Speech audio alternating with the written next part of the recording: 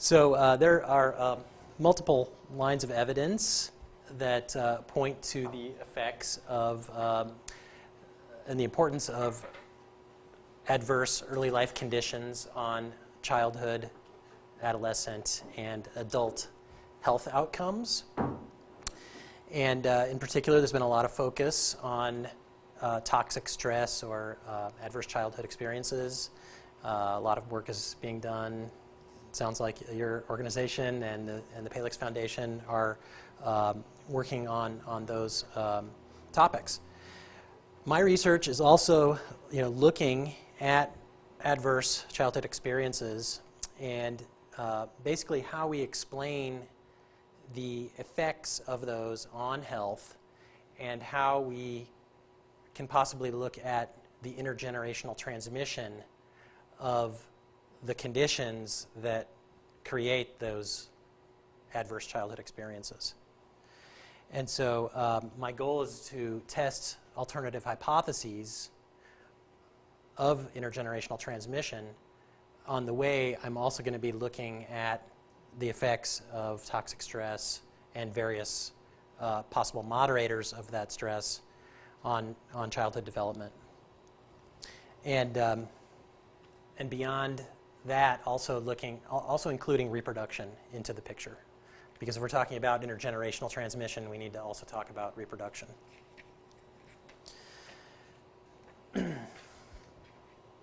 So my background as a field anthropologist has, a number of people have asked me, well, how did you get into this topic? I've done most of my research in Siberia with indigenous people in a community in the far north of Siberia. It's called Ustavam, and the ethnic groups there are called the Dolgon and Naganasan. They've experienced a lot of problems after the breakup of the Soviet Union. I began working there in 1992, so I observed the breakup of the Soviet Union, the collapse of the planned economy, and I've studied the demographic effects of that in the community. There are many adult bachelors in the community. Fertility rate is barely outpacing mortality rate, which means there's a very high mortality rate. Most of the population, about over 50% of the population, is under the age of 18. In the 1990s, there was a lot of binge drinking, kind of as part of the demoralization of the community. When money came to the community, it would pretty much immediately be spent on alcohol. And there were very high rates of unnatural deaths in the community in the 1990s and 2000s. There was a drastic fertility decline beginning in 1993 as well, so it's sort of a demographic crisis on both sides of the picture. And in the 2000s, in the later 2000s, on my last visit to the community, there were reported a number of serial suicides of younger adolescents in the community, and this was something that was new, and it was, very serious, where you'd have 3 or 4 young kids commit suicide within a period of a couple of weeks. And so the stresses that were occurring in the early 1990s seem to have been passed on to the next generation in this community. So that was one of the things that got me interested in this question of the intergenerational transmission of stress. Another thing that came up was the Truth and Reconciliation Commission of Canada report that came out last year. And in the preface of Volume 5, this paragraph mentions the fact that the legacy of residential schools affected not only their partners, but their children, their grandchildren, their communities, their families. And that abuse also, there was this cycle of abuse and cycle of addictions and cycle of crime. And that people ended up as prisoners and addicts and abusers. And not only they themselves, but their children and grandchildren also. So this, it seemed that was a kind of a stress that I was seeing not only in Siberia, but also in Canada. And these are, I would say, kind of extreme cases where the effects of stress are, felt across demographic and ethnic boundaries. And so, research on this topic is relevant to the larger population as a whole. So there's been a lot of popular interest in the effects of early childhood experiences or stress on later health outcomes. This was a popular media article from the Huffington Post that came out last year reporting on a McMaster University study on mice that looked at stress and the effects on the gut microbes and how that was a possible pathway to problems such as anxiety, depression, as well as other kinds of chronic diseases.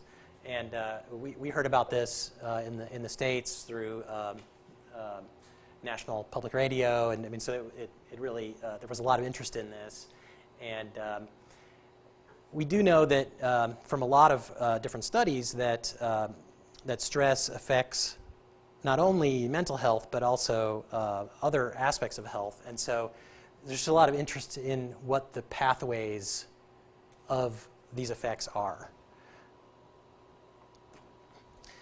This article came out earlier this year in Advances in Pediatrics, and I think the final statement in the abstract, or the key points, that toxic stress response results from a disruption of the circuitry between neuroendocrine and immune systems, and it affects multiple biological systems, laying the foundation for long-term health outcomes.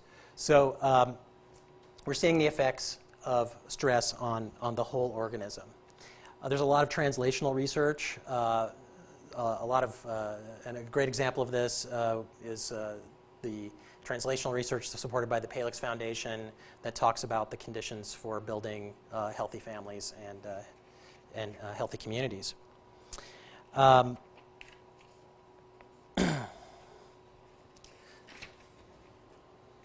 So the standard sort of approach, I would say, to this topic is what I would call a developmental constraints approach. And that is where you have early life conditions that are affecting the adult somatic state.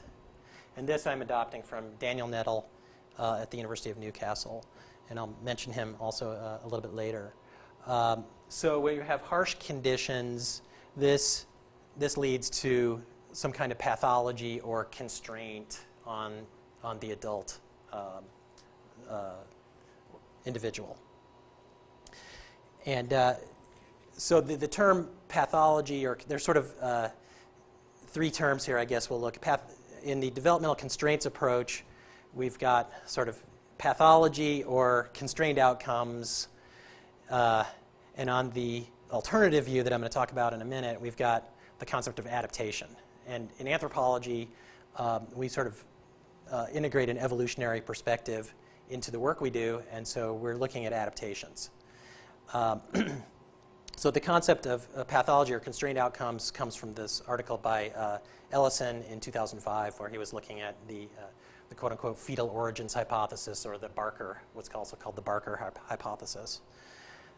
There's also literature about this. Charles Dickens' A Tale of Two Cities talks about London and Paris in the Industrial Revolution, and how the conditions there would grind young people old. And so that's really a sort of non-technical way of looking at it, but recognized for many, many years that this process is occurring. So Daniel Nettle published an article in 2004 titled What the Future Held, and it was an analysis of the 1958 British cohort study. And what he found here was that early childhood psychosocial adversity affected health outcomes throughout the lifespan, but what it also did was it shortened the lifespan, where individuals who had early life adversity had shorter lifespans, and they also began reproducing earlier in their lives. And this makes sense evolutionarily, because if an individual is not going to live as long, or doesn't have, if there are chances that they will not live as long as other people in the population, then it makes sense for them to get started doing stuff earlier in their lives. So the developmental constraints view looks at things like adverse prenatal environment, affecting human physiology, increasing the risk of chronic diseases, including psychiatric disorders. The alternative, which the initials here are PAR, but it's a predictive adaptive response view, looks at neuropsychiatric disorders as part of an adaptive response to early life damage. And so the part of that is an orientation to the present rather than an orientation to the future. So again, looking at trying to take advantage of things, take benefits today rather than putting off to the future. And I'll talk a little bit more about the difference between what's referred to as present orientation versus future orientation in a minute. And there can be shifts also between present and future orientation. If someone's experiencing a lot of stress, they could switch from having a present orientation, from a future orientation to a present orientation, even as an adult. But as in youth, it is particularly important because a lot of systems are getting calibrated. Stress response systems are getting calibrated at that point. So I'm going to be contrasting these two views. Just a little background on the evolutionary approach.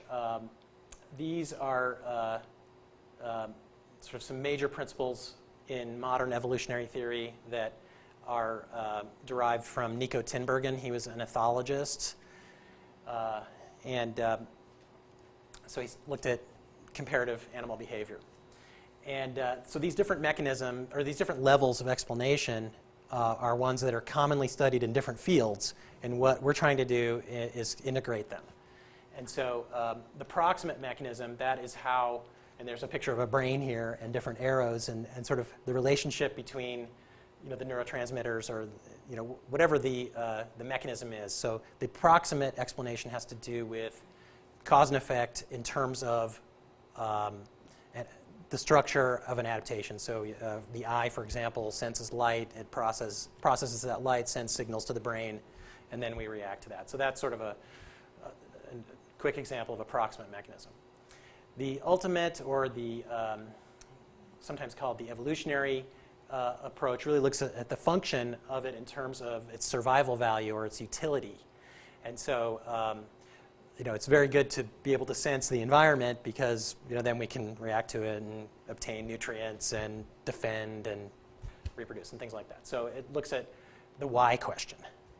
Ontogeny has to do with the development of these mechanisms. And so evolved mechanisms are not always expressing in exactly the same way every time. It depends on the species, but humans, for example, have a lot of what is called phenotypic plasticity.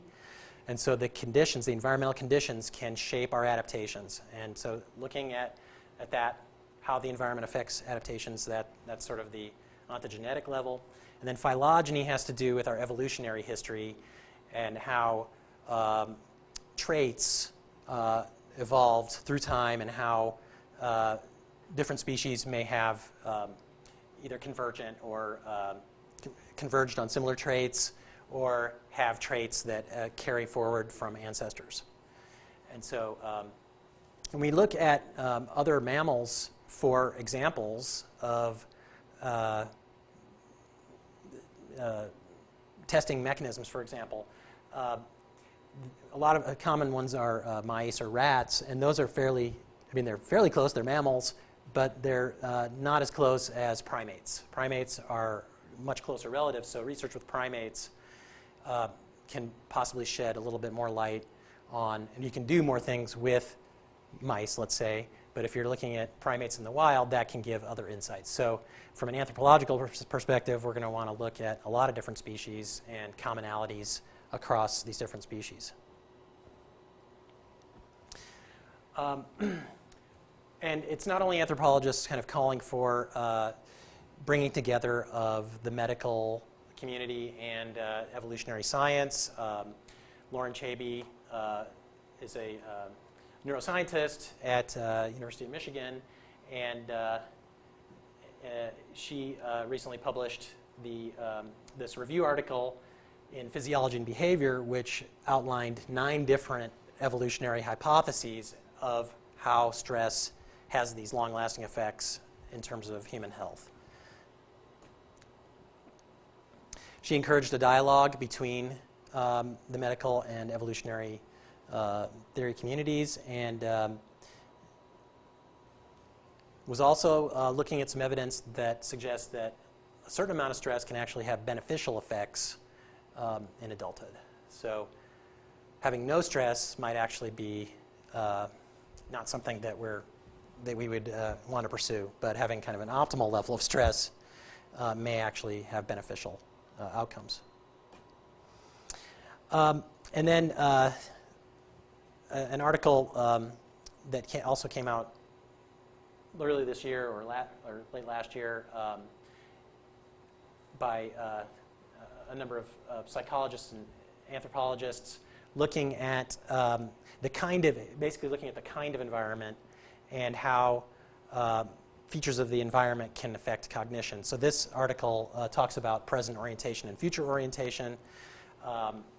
Talks about how, I mentioned this already, that evolved traits aren't necessarily always expressing the same way, that there's developmental plasticity.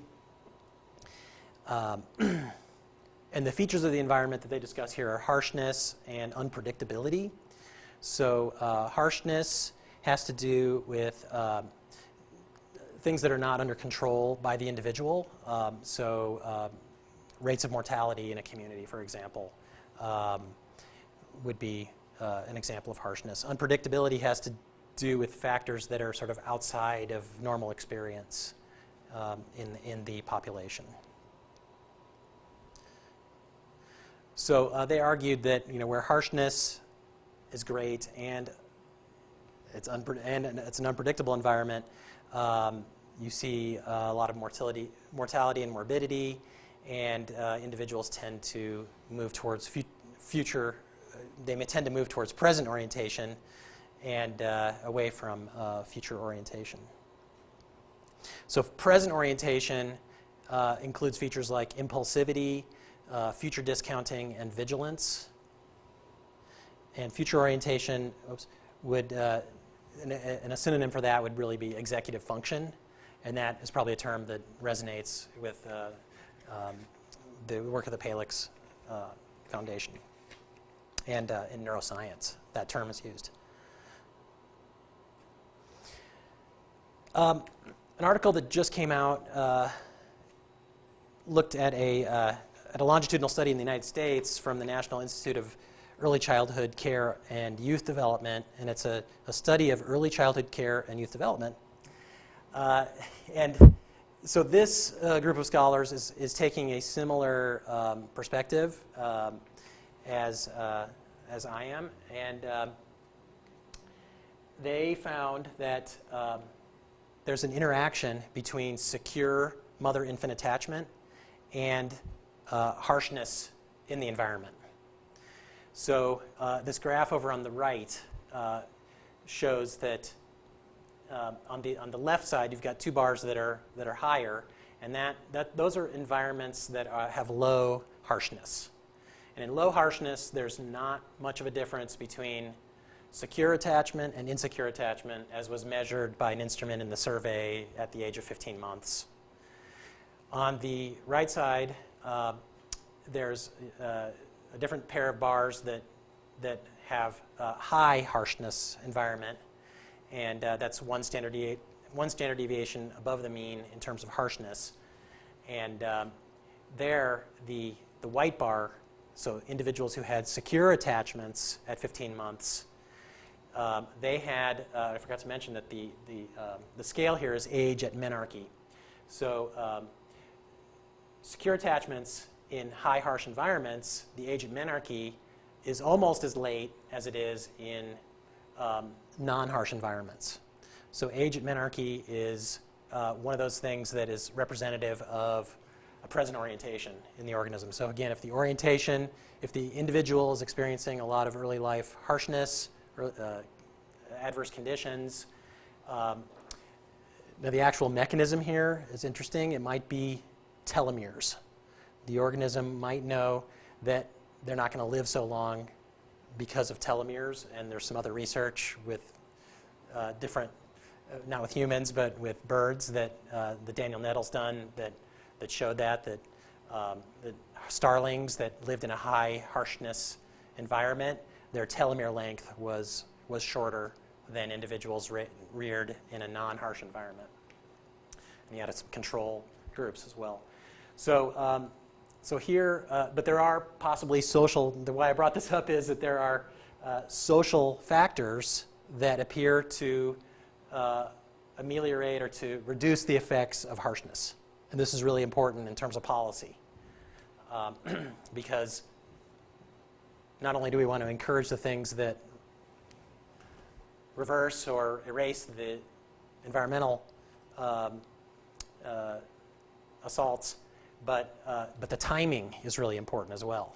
I mean, secure attachments at 15 months might be really important, but 5 years might also really be important, and 9 years might also really be important. So looking at this longitudinally will provide additional insights, I hope. And so I've looked at harshness and unpredictability in my own research in Siberia, and recently looked at the fertility decline in Siberia in terms of response to harshness or a response to unpredictability. And we found actually that in this article that we just came out earlier this year, that harshness did not explain, the response to harshness did not explain. So a response to harshness is hypothesized to reduce the age at first birth, basically. It's kind of following that age at menarche. If you have a high harsh environment, you would have earlier menarche and earlier possible age at first birth. We didn't find that. We actually found people delaying reproduction and delaying so long as essentially for 15 years, so essentially ceasing reproduction, because the environment is so unpredictable in northern Siberia with all the economic changes occurring and the lack of employment. So environment is really important, and so having the right measures of environment is really important in this kind of research. And I mentioned primates earlier. Here's an article that just came out in Proceedings of the Royal Society B, looking at macaques and in a wild population, and testing this idea of predictive adaptive response in an unpredictable environment. And this is important because macaques are a long-lived primate, and it's also important because it was a study done in the wild.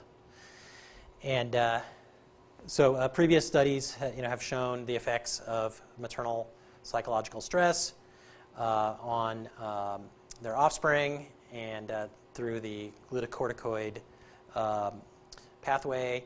And these kinds of stresses can be things like predation, climate, social and nutritional stress. So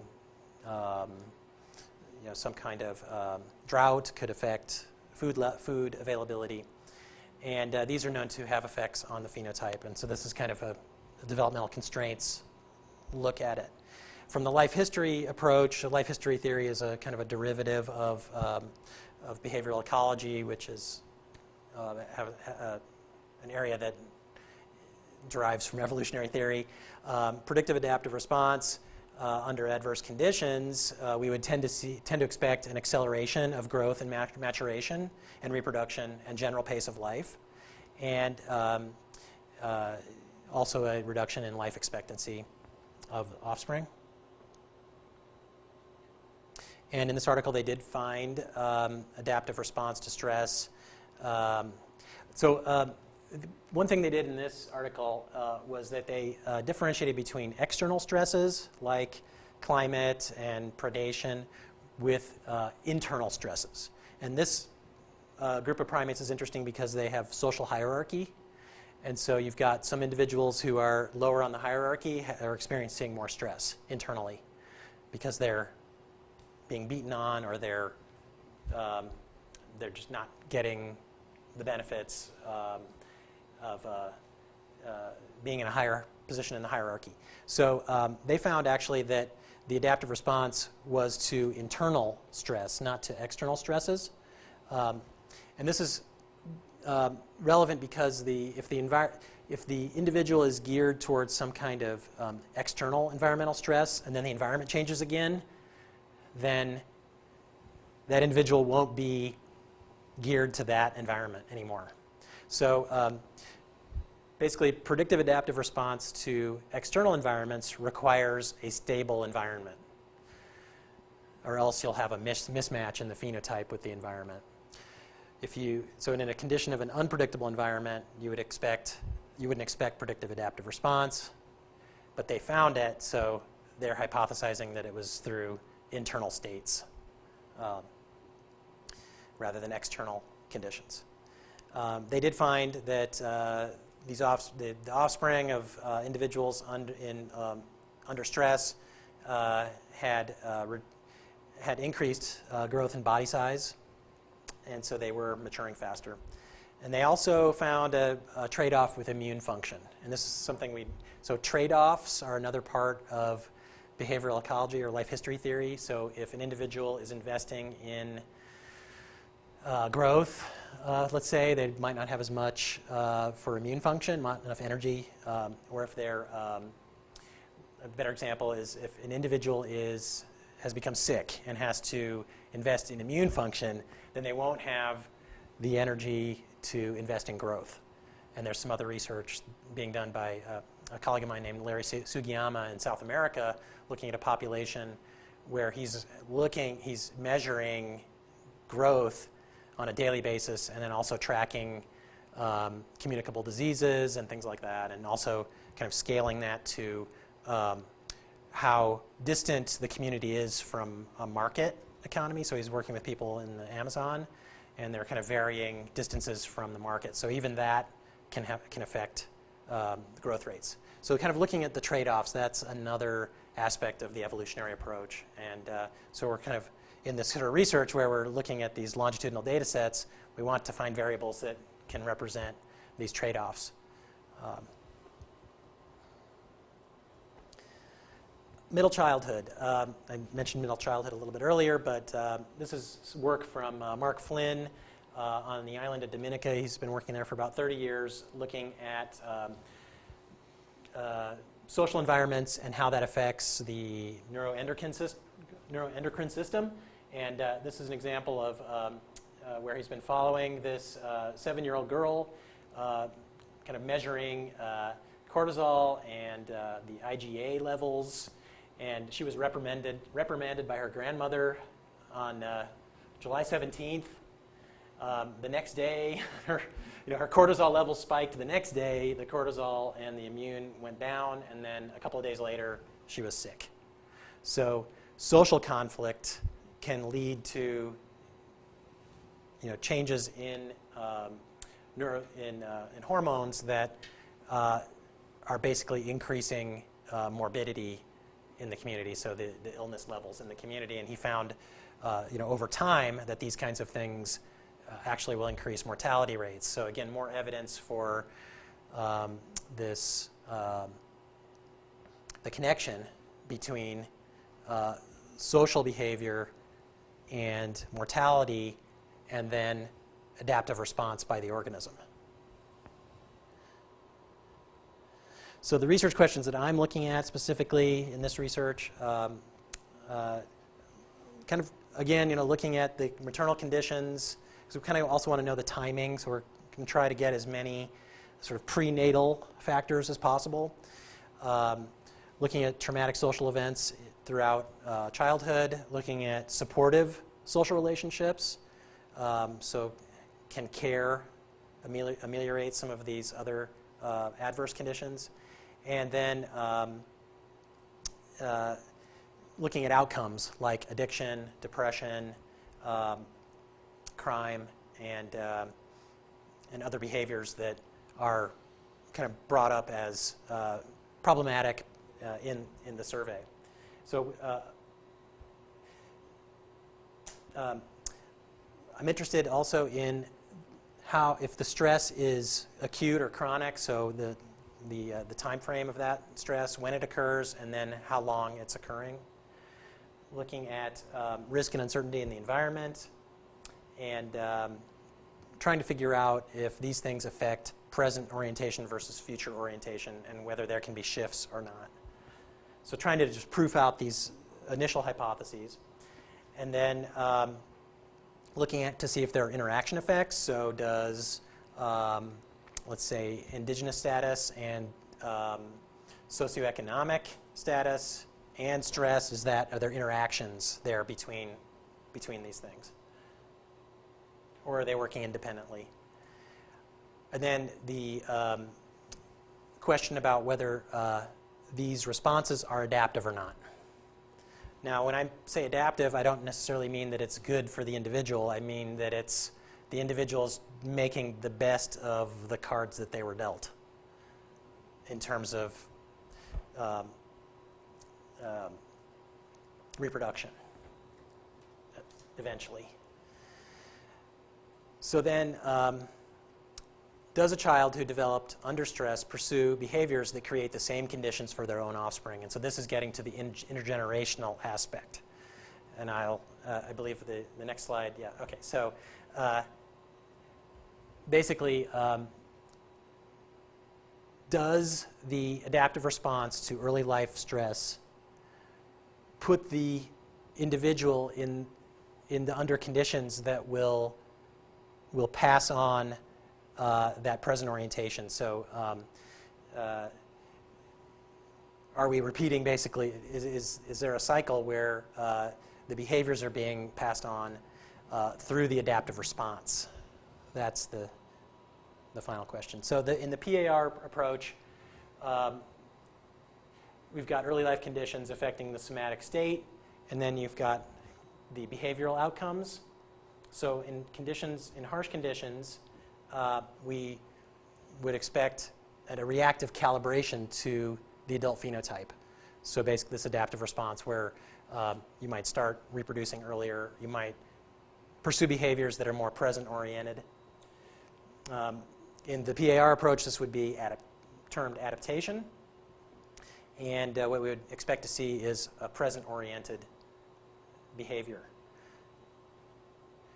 And this we might see, I looked up impulsivity, future discounting, and vigilance on Google Images and came up with an anger management image. And I came up with this article in psychopharmacology, so I think that it's recognized in both the applied and the scholarly science, psychological sciences, that impulsivity and future discounting are kind of the opposite of what we're gearing for. And actually this article in psychopharmacology was arguing that impulsivity was the antipode of executive function. So it's the polar opposite of executive function, where individuals can prioritize and plan out their future activities. So as an alternative here, we've got early life conditions. If they're supportive, then we would also see reactive calibration, but the reactive calibration, it also would be adaptive, but it would be a future orientation.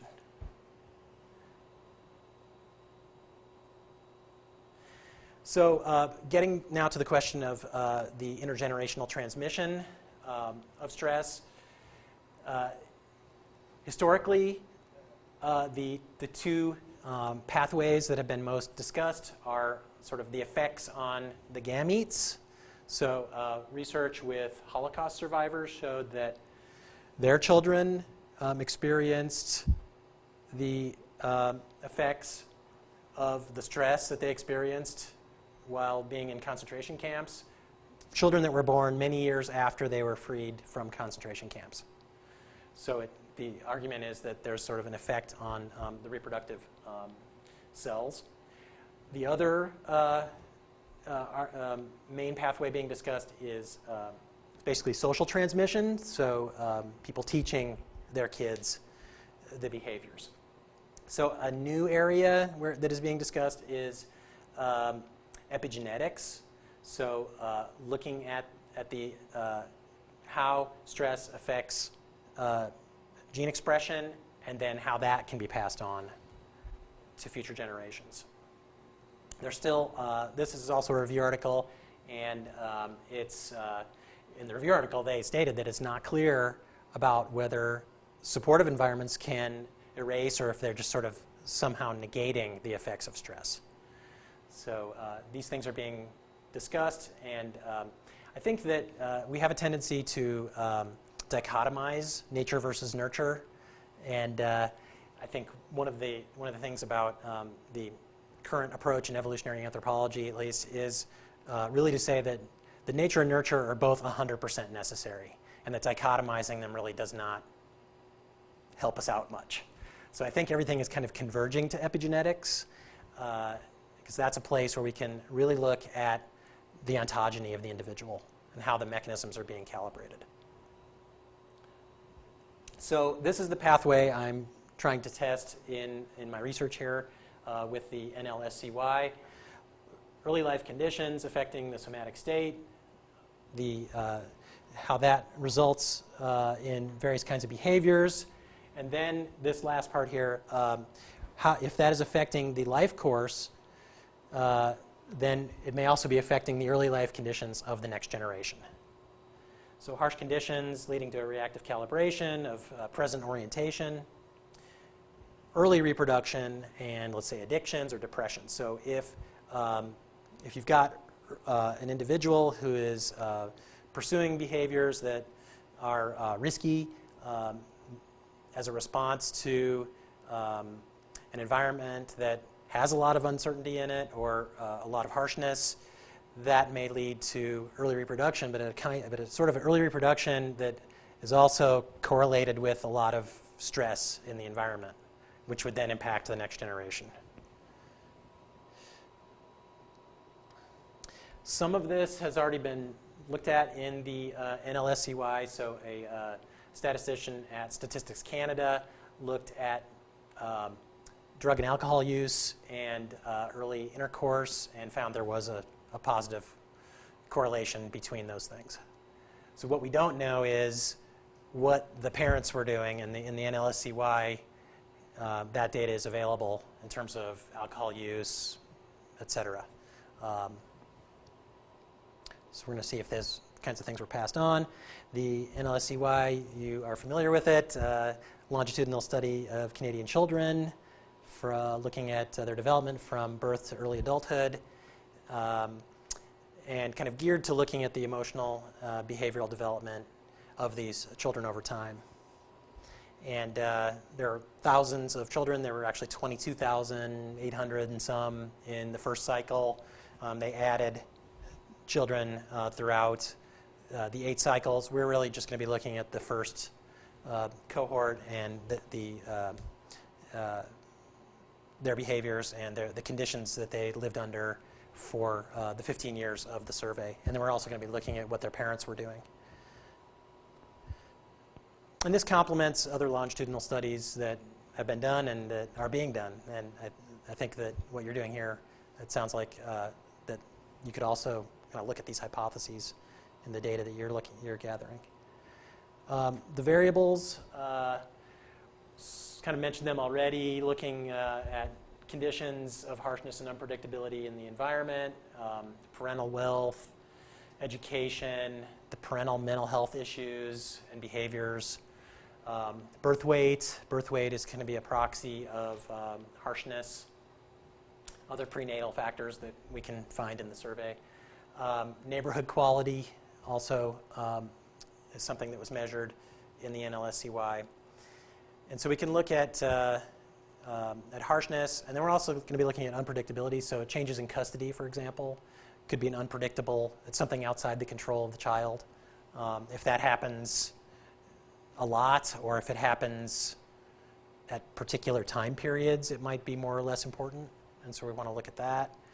And then the outcome variables, there are a lot of variables that are behavior as reported by the child or behavior as reported by the parent, having to do with being able to get along with other kids or trying drugs and alcohol or whatnot. So we'll be looking at those as behavioral outcomes. And then in order to look at the adaptive calibration, we're going to be looking at various variables that represent reproductive kinds of things like age at sexual experimentation, age at first intercourse. And they actually also do have age at first birth in this survey, although for our cycle 1 kids, we probably will not be having too many having kids at the age of 15, although there might be a couple. So looking at the response to stress and whether this can represent, or whether this is related to any kind of reproductive outcomes. And we're going to be doing 2 sorts of analyses. One is path modeling, and this sort of just represents the prenatal factors, the various, so this basically there were 8 cycles in the NLSCY. So we'll be looking at toxic stress at each of the time periods. We'll be looking at the factors that buffer stress at each of the time periods, and then the behavioral outcomes at each of the time periods. And then looking at the interconnections between all those. So this depends on having all of the data for each of the individuals, and that's not the case.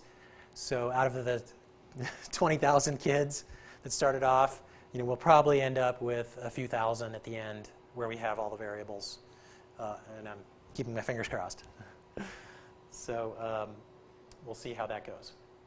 The other approach is event history analysis, and this is looking at particular events. And this actually you don't need you don't need everyone to have an age at first birth in order to count them in the data or not, using this kind of method. And so we can look at events like age at use of first alcohol, age at first intercourse, age at first birth, and we can incorporate what's right-censored data. So we can incorporate data that doesn't, where basically the survey ends or they have not experienced one of these events. And this is an example from another study I did, and this is from Siberia, and it looks at the hunter skill. And I had a survey where I asked a number of people about the skill level of all of the hunters in the community, and I created a scale of hunter skill. And so we're looking at the different lines here are below 1 standard deviation from the mean, plus or minus 1 standard deviation from the mean, and then above 1 standard deviation from the mean. And you can see the different lines here. The outcome is the proportion of men yet to have a first child. So the better hunters, which is the bottom line, the better hunters pretty much all had, about 95% of them had a child by the age of 35, whereas the hunters in the middle, only about 60% of them had a child by the age of 35, and the poor hunters, only about 50% of them had a child by the age of 35. So in event history analysis, you can look at whether that's happened or not, and what variables affect that outcome. As far as relevance to health programs and policy, we're hoping that insights from evolutionary theory, in particular life history theory and human behavioral ecology, can add to our understanding of the developmental causes of health and disease, and also to consider the evolved sensitivities across the life course and the trade-offs between the various systems in the organism. So timing, what are the relative effects of prenatal and postnatal stress? The relationships, how important are relationships and when? And then the physical and social environment. Do we have this predictive adaptive response to environmental harshness? We hope that this can help target policy and programs to the most sensitive periods and conditions that individuals experience. And I would like to thank my host institution, University of Lethbridge, my home institution, Boise State, the Palix Foundation, and the Fulbright Canada program, and also the Canadian Research Data Network that has allowed me to work with the NLSCY data. So thank you.